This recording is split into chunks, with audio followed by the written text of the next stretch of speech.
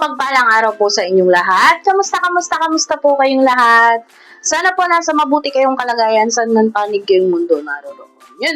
For today's video po ay syempre nandito po ulit tayo sa aking munting kusina at munting lutuan po natin. So meron po tayong binili rito na mga lutuin. Matagal ko na po itong natikman at luto rin po to sa amin. Ewan ko lang po kung may mga nakatikim na rin po sa inyo. Pero I'm sure po sa mga maalam magluto ay naluto na rin po nila to. Hindi po kasi siya pangkaraniwan para sa mga baguhang nagluluto at hindi po pangkaraniwan ito para sa mga millennial. Opo. Totoo po yun na hindi po ito pangkaraniwan. Ito po ang ating lulutuin dahil ito po ay gusto kong mai-share sa inyo ang munting menu na to para kung gusto man po ninyong tikman ay kaya po ninyong lutuin din. Kasi hindi naman po to nagkakaiba sa mga ibang luto na version nito. Pero ito po kasi ay may pagkakaiba lang sa mga ibang version niya. So, tara po para malaman po ninyo kung ano po yung ating lulutuin. Alam po na alam ng iba itong lulutuin natin. Pero samahan niyo po ako para sa mga hindi nakakaalam at willing pong tutunan tong ganitong version ay tara po, samahan niyo po ako. Mag-ready na po tayo. Nakapamili na po ako pala. So yun, i-ready na lang po natin at syempre lulutuin. So ayan po, meron po tayong pinamili rito. May konti po tayong karne. Bumili po ako ng halagang 160 kasi natatakam po ako sa karne naman. Magbaboy naman po tayo kahit mahal paminsan-minsan lang naman po tayo tupikim at mag-ulam po ng baboy. Ayan. At meron din po tayo ditong 2 pirasong maliliit na repolyo. At meron po ako ditong 1 pirasong manggang hilaw. Yan. Manggang Carabao. Yan. Sasama po natin yan sa ating pagluluto. At meron po ako dito 3 siling green, kamatis na 2, bumili pa akong magic sarap, yan po muna. At may bawang at sibuyas po tayo, tig-isa lang po muna binili ko. Yan. Gasan po muna natin itong mga to, bago po natin itabi.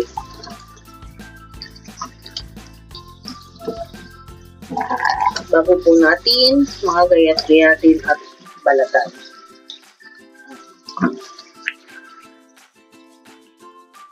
Yan. Alam nyo na po ba kung anong lulutuin natin? Yan. Yung iba alam na po, I'm sure. Ito po yung binili kong gulay kasi ito po yung mura ngayon na gulay. Ito po ay may damage na konti, yung tinanggalan nila ng mga damage. 60 po ang kilo sa nabili ko.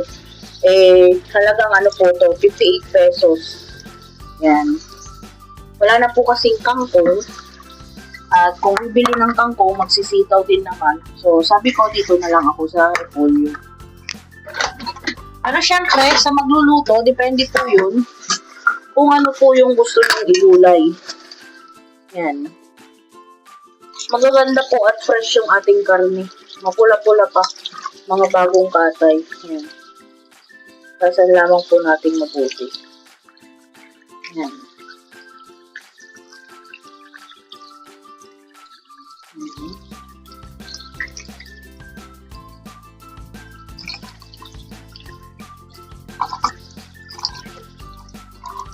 Yung binili ko po ay yung malaman tapos may konting taba. Yan. Masarap po kasi dito sa lutong to yung may konting taba. Tsaka totoo naman po na mas masarap ang karne pag may konting taba.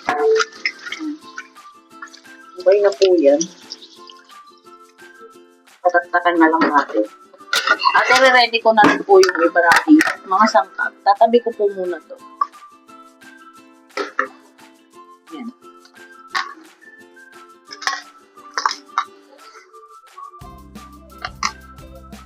Unahin ko po itong panggigisa natin. Hindi ko po ubusin tong bawang kasi kahit konti lang po dito sa bawang. Nalaga po dito ay igisa mo ng maigi.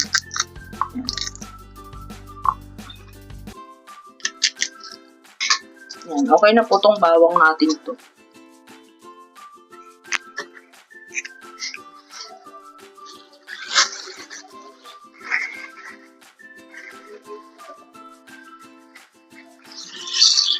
Dinagdagan ko po ng isa yung ating kamatis. Pinukod ko po kasi yung dalawa sana. Kasi pinapatak ko po yun. Minsan pagka nagutom ako, ginagawa ko pong merienda yung kamatis. Pit-pit lang po, tapos balat. Then, gagayatin ko lang ng medyo malalaki lang. Hindi ko po siya imimis or gagayating maigi.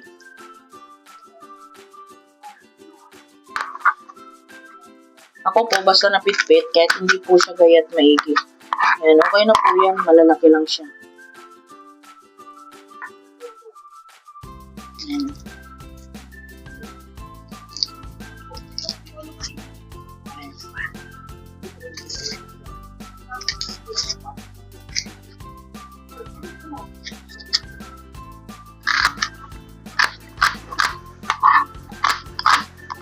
Ganyan lang po yung ating iwan ng sibuyas. Hindi rin masyadong maliliit. Siyempre, kamatis.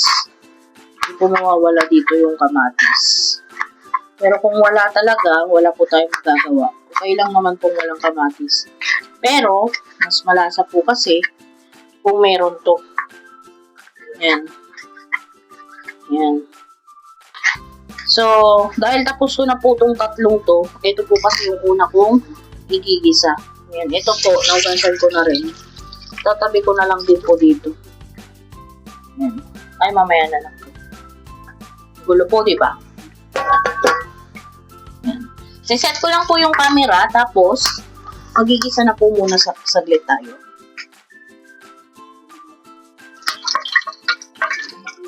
So, yun po, bukas na po yung ating hingkalan at hindi ko po na malayang kasi mainit na yung ating lutuan. Nakuksan ko na yung ano.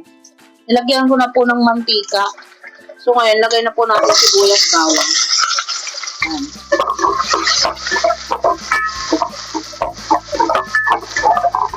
Haluin ko po ng haluin kasi mainit na po yung ating kaserola. Uminom po kasi ako ng tubig. Bukas na yung kalan, uminit maigi.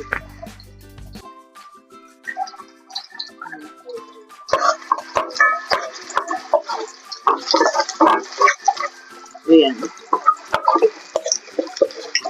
Dahil mainit na po yung ating kaserola para hindi po sobrahan ng luto, ay isa-pisain na lang po yung bawang at sibuyas at haluin ng haluin. So, brown na po siya.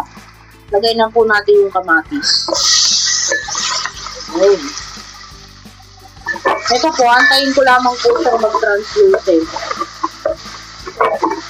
Or lutong maigi yung ating kamatis.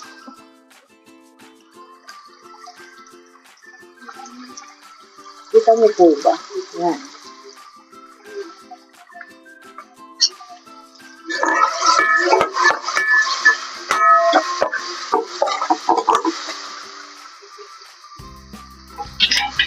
Yan, takpan ko lang po saglit para po maano masyado yung kamatis.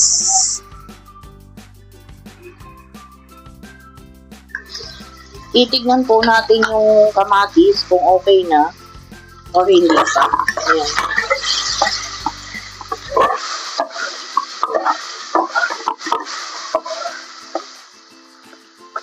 Pero yung iba po, hindi na rin po ginigisa to. Tulad po ng ibang version ko, hindi na po binigisa ng ibang mga nagluluto tong ganitong luto. Pero ako po ay sadyang nagigisa po ako. Depende po sa oras at pagkakataon. Minsan po hindi rin ako nagigisa kung nagmamadali po ako. Pero madalang po na madalang yun. So dahil lusaw-lusaw na po yung ating kamatis, lalagay ko na rin po yung ating napakaraming karne. Yan. Yan.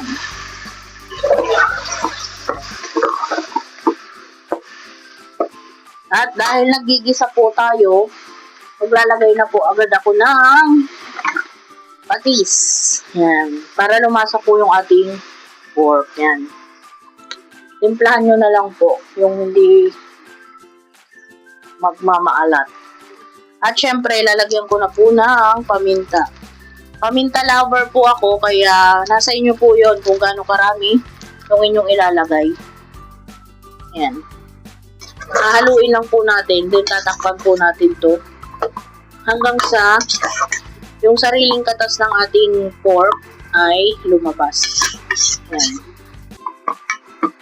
Sa mga hindi pa po nakakatry maggisa ng ganitong luto, try nyo na po. Maganda, recommended ko po yan. At mas malasa po kasi siya. Yan. Pero syempre, sa mga ayaw po ng ginigisa ay wala pong problema. Habang hinihintay po natin yan ay dito naman po tayo. Para hindi po sayang ang ating oras, syempre. Ito naman pong ating gulay ang ating gagayatin. Tulad nga po ng sinabi ko, kahit anong gulay po ang inyong ilagay, wala pong problema. Nasa inyo po yun.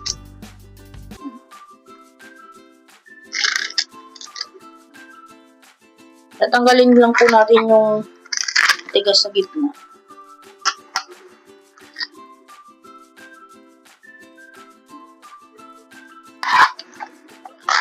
At hahatiin lang po natin ulit. Pero pwede naman na po hindi hatiin. Baka po may nagsasabi sa inyo, nilaga kasi may repolyo. Hindi po ito nilaga. Hindi po ito nilaga.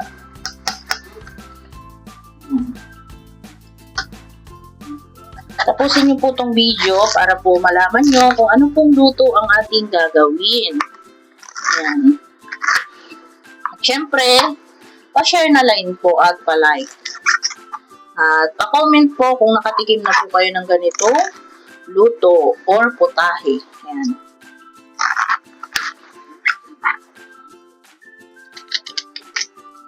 Sino po ang uuwi sa inyo ngayong New Year sa mga probinsya?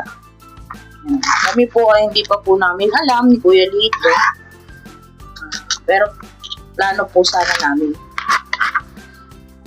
Awa po ang ama kung may pang babudget po tayo.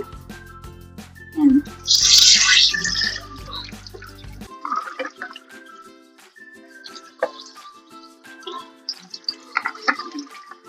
Hugasan na po natin kanina pero hugasan ko po ulit, syempre. At okay na po ito. Dito rin po pala yung sili. Tinabi ko na po dito. Ayan. At meron po tayo ditong mangga. Alam nyo po bang pwede itong gamitin sa pangluto? Ayan.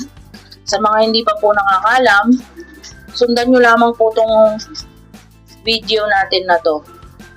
Baka sakali pong magustuhan ninyo. Sa mga makakagusto po, ay maraming salamat sa mga gagaya din ito. At sa mga hindi naman po, wala pong problema. Okay lang po yun. At sa mga nakapagluto naman nito, pa-comment po dyan sa baba kung nakapag-try na po kayo ng ganitong luto. At kung ano pa po yung mga luto ninyo, nakakaiba, baka po pwede i-share nyo kay Ate Vera. Kung kaya po ng ating budget at kayang lutuin ng Ate Vera, ay itatry po natin.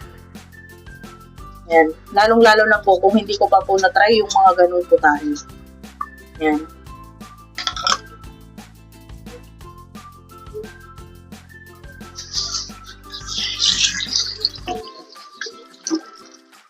Basan lang po muna natin. At hihiwa-hiwain ko na po. Kahit anong hiwa po nito. Pero ako po, ninipisan ko lamang para po maglumasa po talaga sa ating lulutuin. Yan. Medyo Sakit pa po kasi sa bulsa ang presyo na ito, pero kung mas mura-mura po sana, masarap nga po sana kung dalawahin ko.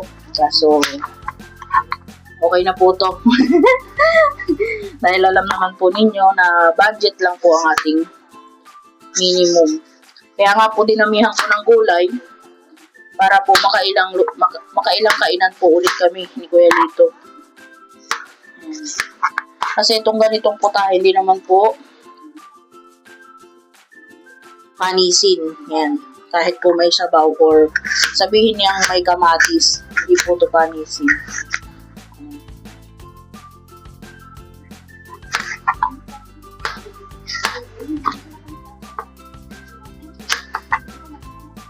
Sasairin lang po natin yung pinaka laman-laman niya kasi sayang.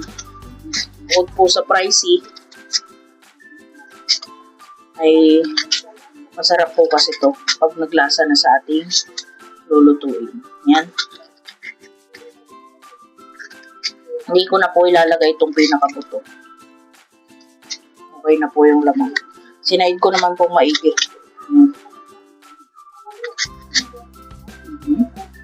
Pakasarap, kumakatas na yung aking laway. Ayan, yan. Okay na po yan. Antayin na lang po natin yung ating niluluto. Binigisa ko po muna maigi. Siyempre, tulad nga po ng sinabi ko, pagka nagluto, kailangan ng mahabang pasensya. Kasi hindi naman po biro at hindi basta-basta ang pagluluto. Gamit naman po kung minadali ang ending ulam or niluluto. Yan. Pagkatapos ko pong mga nung mga sangkap ay diretso hugas na po ako para po hindi na tayo matambakan. Kasi tayo rin naman po ang gagawa. Tsaka pangit po sa lababo. Marami pong tambak. Para ang bigat po sa pakiramdam. Pero syempre, depende po yun kung walang gagawa. Minsan po ay meron at meron ding tambak yung aming lababo. Lalong-lalo na kung wala ang atin yung pera. So yan, balikan po natin yung ating niluluto. Yan. Kamusta ka na? Yan. Yan, lumalabas na po yung sariling sabaw ng ating pork. Yan, konti pa po. Yan lang po muna natin siya dyan. At balikan ko na lang po kayo mamaya-maya para hindi naman po ganun kahaba ang ating video. So yun po, check na po natin ang ating niluluto. At napakabango na. Ayan, naninikit-nikit na po. Ayan. So, itong ganito po. Ayan. Kita nyo po ba? Lapit po natin. Ayan. Ayan. Pag ganyan na po, ang kulay, mamula-mula na, sa tulong ng paggisa natin at ng kamatis ay, syempre, lagyan na po natin ng konting sabaw. Ito po ay hugas bigas. Mas malasa po ang hugas bigas na isasabaw po sa ganito. Ayan. Ayan, okay na po yan. Kalahati. Ayan.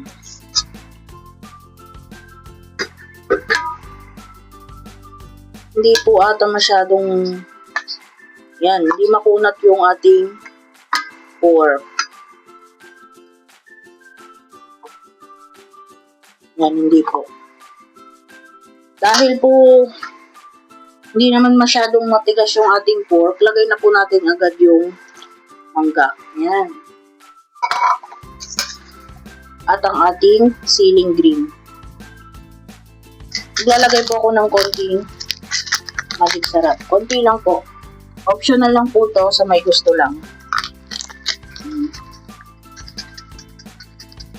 Ayan. At syempre, maglalagay tayo ng konting asin. Dahil konti lang naman po yung nilagay natin na ano kanina. Patis. Ayan. Takpan po muna ulit natin. Try nating lumambot ng gusto yung ating pork at syempre yung ating mangga. Balikan po na lang po natin maya-maya. So, ayan po, napakabango na. Check na po natin. Mukhang okay na po to. Pwede nang ilagay yung ating gulay. Napakalambot na rin po ng ating pork. At yung ating mangga po ay kusa na po siyang nadurog. Yan po yung ating gustong ma-achieve. Kasi, yung lasa po nung ating mangga ay pupunta na sa ating sabaw. Yan. Siyempre, hindi po mawawala ang tikiman portion.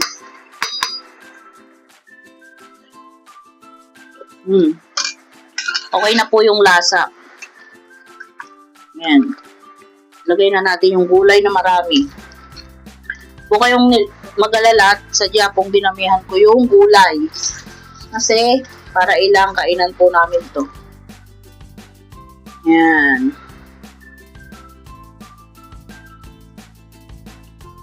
Yan. Takpan po muna natin para po maluto ang ating gulay. Yun, tumukulo na po ang ating niluluto. Yan. Mula po nung nilagay natin ang gulay, pakulo pa lang po siya.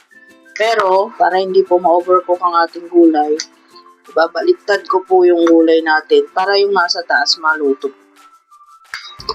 Pero hindi ko po muna masyadong lulutuin ito. Kasi hindi pa naman po kami kakain. Para po maluluto pa po ng init yung ating gulay. So, ayan po. Huwag po kayong mag-alala at OA lang po talaga ako naglagay ng gulay. Nilagay ko po yung 2 pirasong repolyo. Kasi nga po, para marami at ilang araw po namin or ilang kainan po namin ito ni Kuya Rico. Ayan. Ayan.